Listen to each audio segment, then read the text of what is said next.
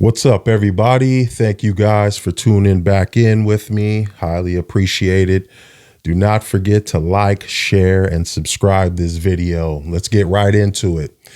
Anyway, Stephen A. Smith is always in the news lately. It seems like he can't get his arguments straight from one way or another.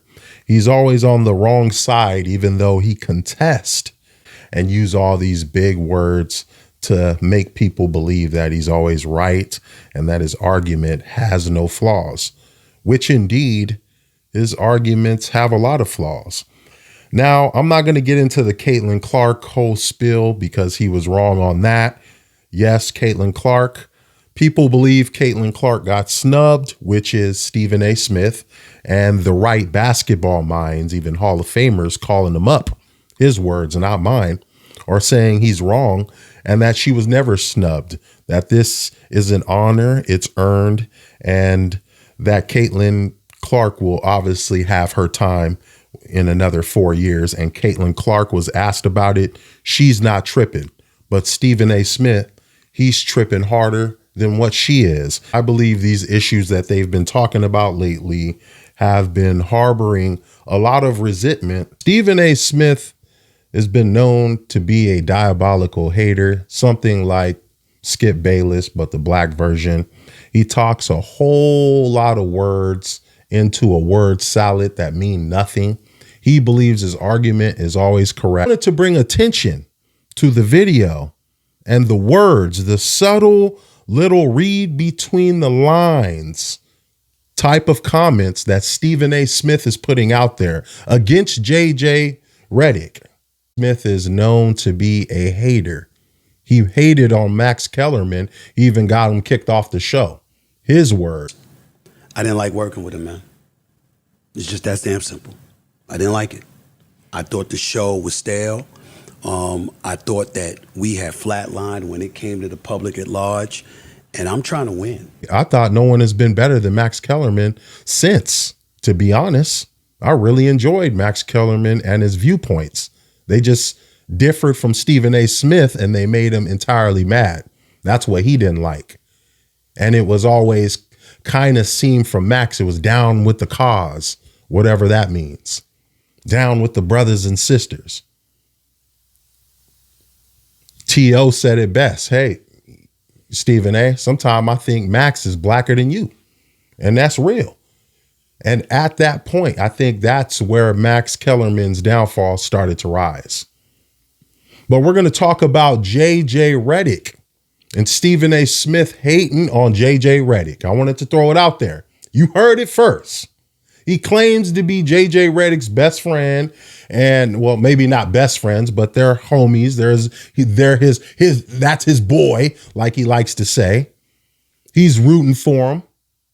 But on this segment earlier this week, we're going to get into what Stephen A. Smith, and he thinks he's such a great talker, and we can see through the, read between the lines type of talking that he likes to say and subtle innuendos.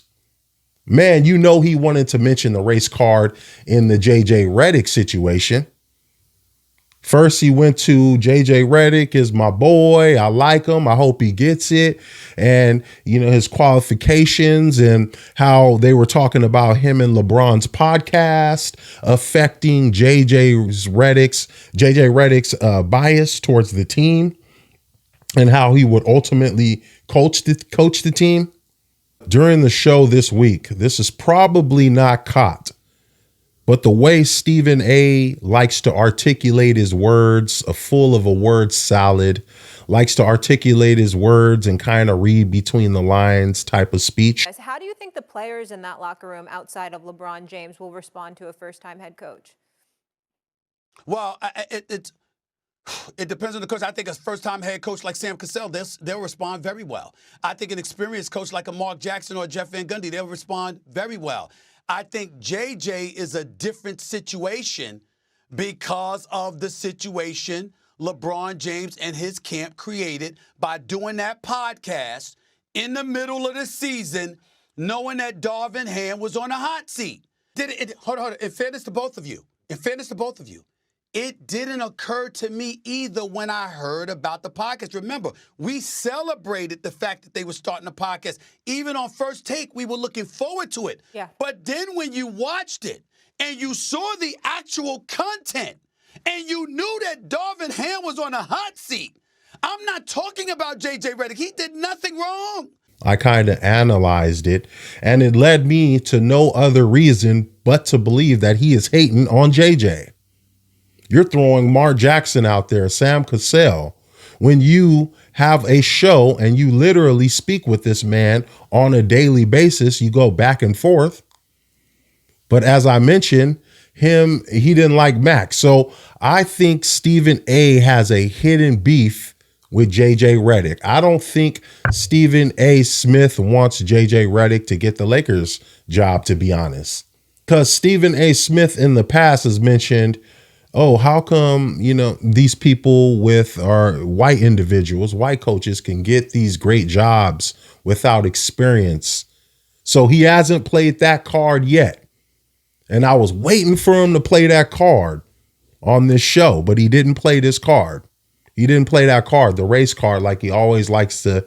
But he threw Sam Cassell in there, and he also threw Mark Jackson in there as potential candidates to coach the Lakers, instead of cementing his boy, JJ Reddick, as the head coach of the Lakers and saying, hey, I know JJ, he's the best man for the job, and say nothing else. Why are you talking about podcasts and all this other stuff? You're drawing away. If I'm JJ, you just shut up. Keep my name out your mouth, dude. Because I think those are two personalities that can't collide. We've seen them collide before. Podcast where I break down the last 9 games the Pelicans have used Zion Williamson as the primary ball handler and what type of actions that has led to. I looked it up this morning. 54,000 views on YouTube. But I want to call out a coach yesterday. Oh, that gets tens of millions of engagements. That's the ecosystem we live in. Just because you didn't play and you didn't play on that level doesn't mean you don't Stephen know. A, don't jump on that bridge. Don't jump on that bridge. Well, you the one that brought it up. I was not bringing it up. You don't need to tell me your track record. I have told you a million times. I'm not talking about I've done my it on track this show. I know I'm not you are talking a about legend. You are a legendary journalist. Mike Wilbon is a legendary journalist. That's not what I'm talking. I'm not talking about being in the locker room after a game. Well, what are you talking about then? This is. You the one that brought it up. I'm asking you what you're talking about. Keep my name out your mouth. We seen this with Max Kellerman. He got him fired. And if JJ does not end up getting this job, just look for his exit from ESPN pretty soon, or at least working with Stephen A. Smith.